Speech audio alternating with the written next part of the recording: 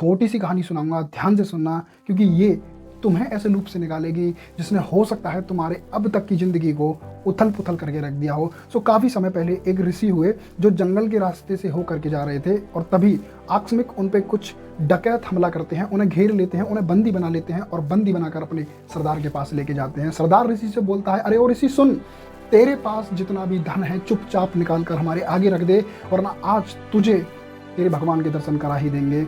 ऋषि बिल्कुल भी नहीं घबराते, एकदम शांत, एकदम काम होकर के सवाल करते हैं, ठीक है, मैं तुम्हें अपना सारा धन देने के लिए तैयार हूँ, लेकिन मेरी एक शर्त है।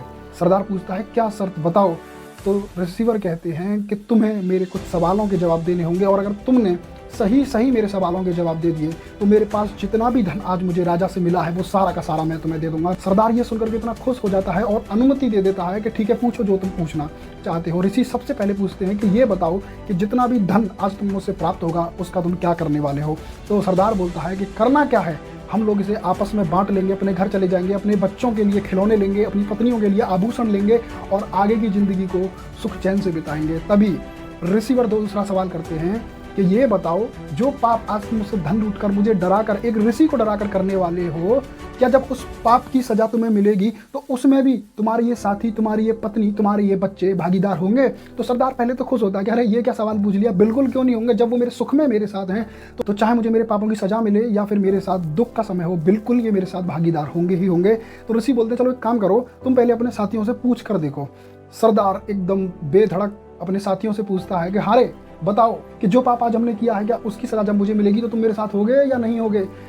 तो थोड़ी देर तो वहाँ पे एकदम मायूसी छा जाती है, लेकिन तभी एक डकैत उनमें से बोलता है कि सरदार, मुझसे तो मेरे ही पापों का वहन नहीं हो रहा, ऐसे में अगर आप अपने पापों का थोड़ा बहुत हिस्सा मुझे दे देंगे तो मेरी ज़िंदगी तो वैसे ही तहस नहस हो जाएगी, तो मेरे बस की तो है नहीं।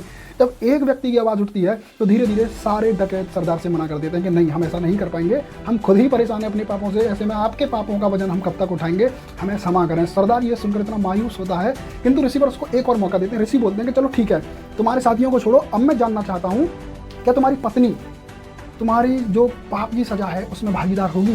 तभी सरदार ये सुनकर फिर से एक बार खुश हो जाता है, और उसको इतना तो भरोसा था कि जो पत्नी हर स्थिति में उसके साथ थी, जब उसको उसके किए पापों की सजा मिलेगी तो उसमें तो थोड़ा बहुत साथ तो वो कम से कम देगी। उसके साथियों ने उसके साथ धोखा किया, लेकिन कम से कम पत्नी तो उसके साथ धोखा देगी ही नहीं, क्योंकि पत्नी को अर्धांगिनी बोला जाता है। तो ऋषि बोलते हैं कि चल तू एक काम कर, तू अपनी पत्नी से जा करके ये बात पूछ करके, मैं तब तक यहीं तेरे साथियों के साथ बैठा हुआ हूँ। वो सरदार अपने घर जाता है, अपनी पत्नी को बुलाता है और अपनी पत्नी से पूछता है, सुनो, मुझसे एक ऋषि आज मिले हैं और उन्होंने मुझसे ऐसे ऐसे प्रश्न किए हैं, क्या तुम मेरे जो पाप मैंने आज तक किए हैं, जो भी डकैतियाँ मैंने डाली हैं, जितने भी लोगों को मैंने लूटा है, मारा है, जब उनकी सज़ा मुझे मिलेगी, उस पाप की सज़ा मुझे मिलेगी, तो उस पाप की सज़ा में तुम मेरी भागीदार हो या नहीं? पत्नी बिना कुछ सोचे, बिना कुछ संकोच में पड़े एक साथ मना करती है, नहीं स्वामी, जो पाप आप कर रहे हैं ये आपका कर्तव्य है और आपके पापों की सज़ा भी आपको ही मिलेगी, मैं इसमें बिल्कुल भी भागीदार नहीं हूँ। और ये सुन करके सरदार का दिल टूट जाता है, उसके चेहरे पर इतनी मायूसी आ जाती है, वो रोते रोते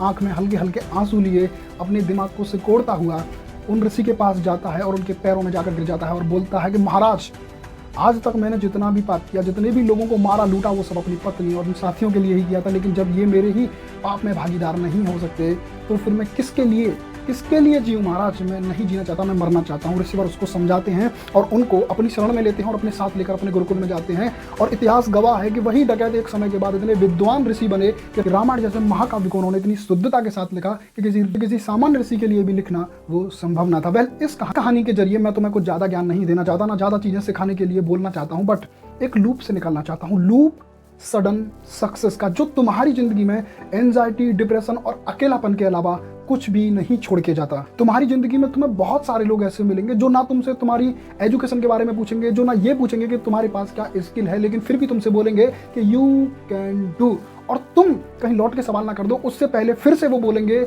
यू कैन डू एवरीथिंग। और यहीं से शुरू होता है सडन सक्सेस का या बिग सक्सेस का एक लूप, जो तुम्हें इसके परिणाम बिल्कुल भी नहीं बताएंगे। लेकिन अब प्रश्न उठता है कि करना क्या है? तो इसके लिए मैं तुम्हें फिर से उसी कहानी में पीछे लेके जाना चाहूंगा जिसके लिए मैंने तुम्हें आज की कहानी सुनाई थी। जब डकैत के रूप में वो व्यक्ति महर्षि के शरण में चले जाते हैं, तो तुम मुझे बताओ, क्या एक भी दिन ऐसा नहीं हुआ होगा कि वो डकैत जब अपनी शिक्षा आरंभ करता है, जिसने कभी पढ़ाई नहीं करी, जिसने कभी व्याकरण नहीं पढ़ी, क्या अब वो एक साथ व्याकरण में महारथी हो जाएंगे? नहीं, तो उनको डेली भाषा व्याकरण सीखने में प्रॉब्लम हुई होगी। या तुम मुझे बताओ, उनके साथ एक भी दिन ऐसा नहीं हुआ होगा जब गुरुकुल के कुछ शिष्यों ने उनका मजाक बनाया हो कि भाई तेरा जो काम था वो अलग है और जो तू आज कर रहा है वो अलग है, तू नहीं कर पाएगा, तू ये मत कर। या फिर पीठ पीछे किसी ने उनका मजाक नहीं बनाया होगा। ये सब हुआ होगा, लेकिन उन्होंने कभी सीखना, अभ्यास करना छोड़ा ही नहीं होगा। और इसका परिणाम ये हुआ कि एक दिन वो इतने बड़े महर्षि बने कि उन्होंने ना सिर्फ रामायण लिखी बल्कि लव कुश जैसे भारतीय योद्धाओं को छोटी ही उम्र में